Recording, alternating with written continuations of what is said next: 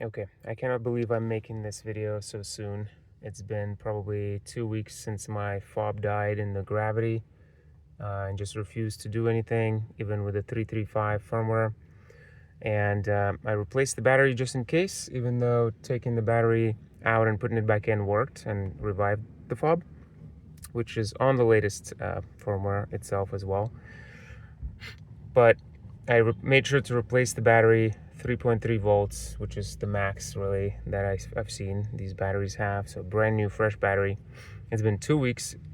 In these 2 weeks, my wife's fob died completely, which is the second fob I have, also on the latest firmware.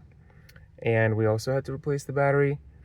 And now, 2 weeks later, I am trying to get in the car, and now I use my key card to get in.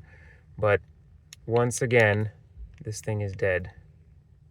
Can't drive. In fact, now it's not even registering that there is a fob or not. I just can't switch anything. No error message. It was showing me that before though, like 5 minutes ago. And yeah, it doesn't open, close, trunk, frunk, nothing. So this thing is dead again. I'm gonna pop it open, see what the voltage is. But basically, this fob situation is so ridiculous. And I'm on 339 right now, which is the latest firmware on the car. I don't know what else to do. It's so frustrating.